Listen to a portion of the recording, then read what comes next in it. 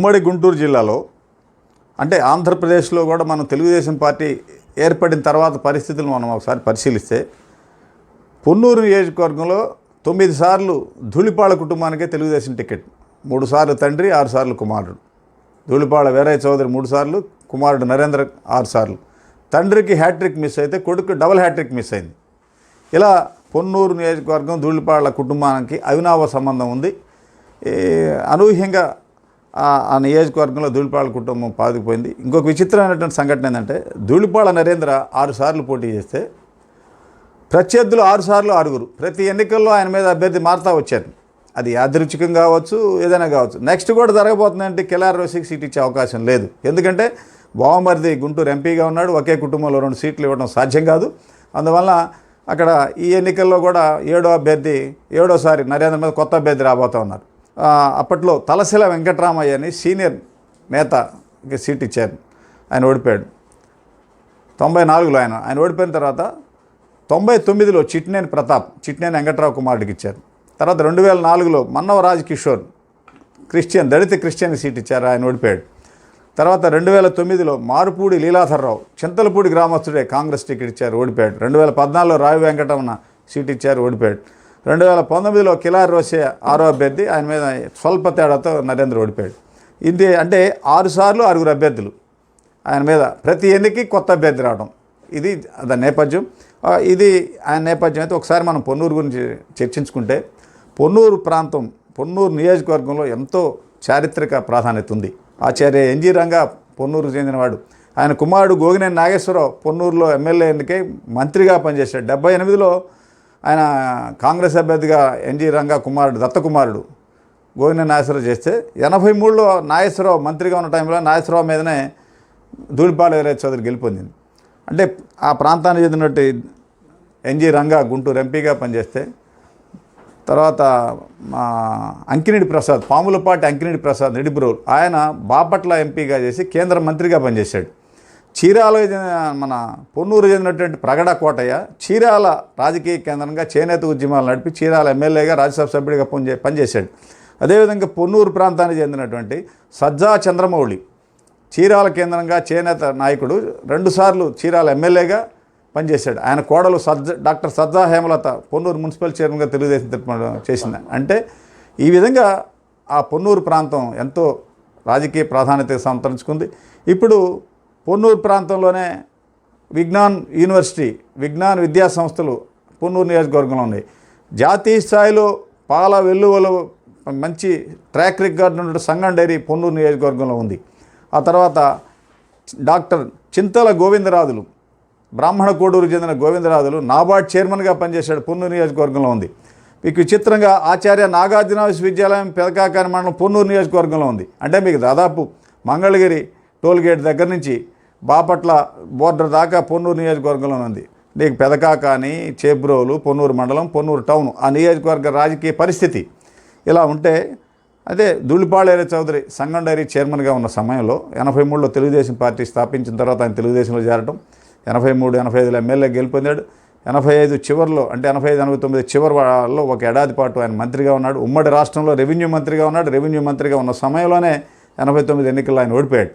ఆ సమయంలో civils prepare అవుతున్నటువంటి ధూళిపాళ వీరయ్య చౌదరి పెద్ద కుమారుడు అంటే 94 అంటే 89, 94 ఎన్నికల ముందు అంటే 94లో గుంటూరులో రైతు సభ ఒకటి జరుగుతూ ఉంటే ఆ సభ ఏర్పాట్లన్నీ చూసి ఎన్టీఆర్ రాబోతున్న టైంలో ఆయన ఏర్పాట్లు చూసి తెల్లారుజామున వాళ్ళ ఊరు వెళ్తూ ఉంటే జరిగిన రోడ్డు ప్రమాదంలో ఆయన చనిపోయాడు. అనుకోకుండా అప్పట్లో ఆయన చనిపోయిన సమయంలో డైరీ చైర్మన్గా ఉన్నారు. ఆ సమయంలో ఆ డైరీ చైర్మన్ పదవిని ఇవ్వాలనుకున్నప్పుడు రాజకీయ నాయకులంతా టీడీపీ జిల్లా నాయకులంతా కూడా ధూళిపాళ వీరయ్య చౌదరి వారసత్వం 2వ కుమారుడు రవికుమార్కి వస్తుందని అందరూ ఆశించారు. అప్పటికే రవికుమార్ ధూళిపాళ 2వ కుమారుడు, వీరయ్య చౌదరి 2వ కుమారుడు యాక్టివ్గా ఉన్నాడు. అయితే దూకుడు స్వభావం ఉన్నటువంటి రవికుమార్కి రాజకీయ నేపథ్యం వద్దు, అతను హత్య చేస్తారు, రాజకీయాల్లో దూకుడు అని వీరయ్య చౌదరి సతీమణి పెద్ద కుమారుడి పేరుని సిఫార్సు చేసింది. దాంతో నరేంద్ర సివిల్స్ ప్రిపేర్ అవుతా బీటెక్ పూర్తి చేసి సివిల్స్ ప్రిపేర్ అవుతున్న నరేంద్ర అనూహ్యంగా ఇటు రాజకీయాల్లో రావడం, ఆయన వెంటనే తండ్రి పదవి డైరీ చైర్మన్ కావడం, డైరీ చైర్మన్గా ఉండగానే పొన్నూరు ఎమ్మెల్యే ఎన్నికాడు. అలా సుదీర్ఘంగా రాజకీయాల్లో కొనసాగుతా చట్టసభల్లో బ్రహ్మాండంగా మాట్లాడుతా డిఆర్సీ కానీ జిల్లా పరిషత్ కానీ మీటింగ్లో ఇరిగేషన్ మీటింగ్లో కానీ బాగా ప్రిపేర్ అయ్యి వచ్చి తన వాణ్ణి తన మార్కు చూపించుకున్నాడు. ఉమ్మడి రాష్ట్రంలో తెలుగు రైతు రాష్ట్ర అధ్యక్షుడిగా పనిచేశాడు. సంఘం డైరీ చైర్మన్గా పనిచేస్తా సుదీర్ఘ కాలం పనిచేస్తా ఇప్పుడు డైరీ చైర్మన్గా ఉన్నాడు. కాంగ్రెస్ గవర్నమెంట్ 2014-14లో కూడా సంఘం డైరీని ఏదో విధంగా టేక్ ఓవర్ చేయాలని అనేక ప్రయత్నాలు చేసింది. రాత్రే కొన్ని చట్టాలు తీసుకొచ్చి ఏర్పాటు చేసినా కూడా డైరీని వాళ్ళు టేక్ ఓవర్ చేసుకోలేకపోయారు.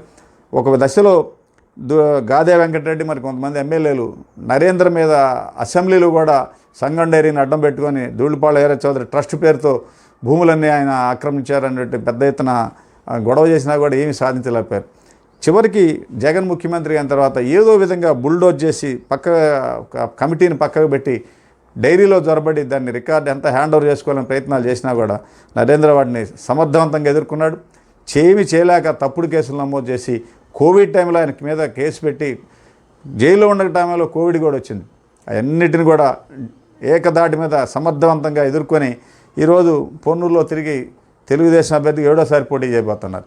వైకాపా పరిస్థితి ఏంటంటే అక్కడ ఇప్పుడు ఆయన మీద అభ్యర్థి లేరు. అంటే కిలార్ రోసీకి సీటు ఇవ్వద్దని బలమైన వర్గమే అక్కడ వ్యతిరేకంగా చెబుతూ ఉంది అదే సామాజిక వర్గంలో. మరోవైపు బావమర్దికి ఎంపీ టికెట్ ఇవ్వడంతో అక్కడ ఆయనకు సీటు వచ్చే అవకాశం లేదు. ఈ నేపథ్యంలో ఇప్పటికే రావి వెంకటరమణ 2014 ఓడిపోయినటువంటి రమణని కిలార్ రోసీ పార్టీ నుంచి సస్పెండ్ చేయించాడు. ఇప్పుడు 1924 ఎన్నికల్లో కిలార్ రోసీకి సీటు వచ్చే పరిస్థితి లేదు. ఎవరు అభ్యర్థి అవుతారో తెలియని పరిస్థితి ఉంది. మరోవైపు ధూళిపాళ నరేంద్ర కుమార్ వాళ్ళు 2014 విభజన సమయంలోనే 5వ సారి ఎన్నికైనప్పుడు మంత్రి అవుతాడని అందరూ ఊహించారు. కానీ చివరిన రకరకాల సమీకరణల నేపథ్యంలో ఆయనకి మంత్రి పదవి ఇవ్వలేకపోయారు. అది ఆయన తీవ్రంగా కాస్త ఇన్సల్ట్గా ఫీల్ అయినా కూడా కాస్త పెద్దలంతా సముదాయించడంతో దాన్ని ఓవర్కమ్ అయ్యి ఇప్పుడు తిరిగి ఉత్సాహంగా పరుగులు దిగిపోతున్నాడు. సునాయాసంగా గెలుపొంది మళ్ళీ 6వ సారి చట్టసభల్లో అంటే గుంటూరు జిల్లా నుంచి శాసనసభకి ఇప్పటివరకు 6వ సారి ఎన్నికైంది ఒక కోడెల శివప్రసాద్ మాత్రమే. 5 సార్లు ఎన్నికైన వాళ్ళలో మాకినేని పెదరత్తయ్య, ధూళిపాళ నరేంద్ర కుమార్, కన్నా లక్ష్మణ ఈ నలుగురు 5 సార్లు శాసనసభకి ఎన్నికయ్యారు. ఈసారి కన్నా 6వ సారి ఎన్నికైతే కన్నా లక్ష్మణ, నరేంద్ర ఇద్దరు 6వ సారి ఎన్నికై కోడెల రికార్డులో యాడ్ అవుతారు. దాంతోపాటు నరేంద్రకి మంత్రి పదవి రావడం ఖాయం అనేటువంటి సంకేతాలు ముందుగానే వచ్చినాయి. ఈ నేపథ్యంలో ఇప్పటికే ఆయన నియోజకవర్గంలో ఈ 5 ఏళ్లలో నియోజకవర్గాన్ని అండిపెట్టుకొని పెద్ద ఎత్తున పోరాటం చేస్తున్నారు. అధికార పార్టీ వేధింపుల్ని ఢీ అంట కార్యకర్తలకు అందుబాటులో ఉంటా బాగా చేస్తూ ఉన్నాడు. మరోవైపు ఆయన సంఘం డైరీ చైర్మన్గా చేస్తానే సహకార వ్యవస్థలో ఉన్నటువంటి ఆ డైరీని బయటికి తీసుకొచ్చి మ్యాక్స్ సిస్టంలో తీసుకొచ్చి సపరేట్గా ఉండటం వల్లనే స్వయం ప్రతిపత్తి గల సంస్థగా ఉండటం వల్ల ఈ ప్రభుత్వం దాన్ని జోక్యం చేసుకోలేకపోయింది. ఆ రోజు సహకార వ్యవస్థలో ఉన్న డైరీని బయటికి తీసుకొచ్చి మ్యాక్స్ సొసైటీ పరిధిలో తీసుకొస్తుంటే తెలుగుదేశం నేతలు అనేక మంది దాన్ని క్రిటిసైజ్ చేశారు. నరేంద్ర సొంత ఆస్తిగా దాన్ని భావిస్తున్నాడు అని అన్నారు.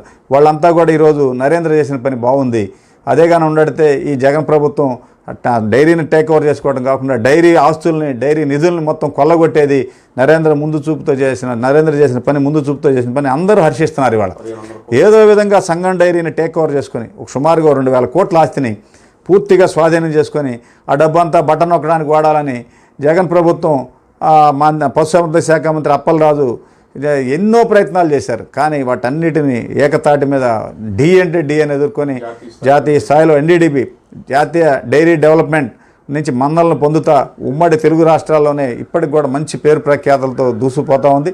అదేవిధంగా దాంతోపాటు డైరీలో సేవా కార్యక్రమాలు కూడా పెద్ద ఎత్తున టేకప్ చేశారు. తాజాగా సంఘం డైరీ రైతులకు తక్కువ ఖర్చుతో విత్తనాలు సప్లై చేయడం కోసం సంఘం సీడ్స్ సంస్థను ఏర్పాటు చేసి సక్సెస్ అయ్యారు. దాంతోపాటు పేదలకి వైద్యం అందించడం కోసం కార్పొరేట్ హాస్పిటల్ కూడా దానికి అటాచ్గా చేసి రైతులకు ఉచితంగా కోవిడ్ టైంలో ఎంతోమందికి సేవలు అందించారు. అటువంటి నరేంద్ర ఈసారి 6వ సారి చట్టసభల కిందకే మళ్ళీ మంత్రి అవుతాడనేటువంటి ఊహాగానాలు వినిపిస్తూ ఉన్నాయి. ఏదో విధంగా ఆయన మంత్రి అయినా కాకపోయినా కానీ మళ్ళీ మంచి తెలుగుదేశం ప్రభుత్వంలో ఆయన మంచి సముచితమైన ప్రాధాన్యత ఇస్తారు. సునాయాసంగా గెలిచే అవకాశాలు ఉన్నాయి. నరేంద్ర మీద ఏడో అభ్యర్థి ఎవరనేదే ఇప్పుడు $1 మిలియన్ ప్రశ్నగా ఉంది.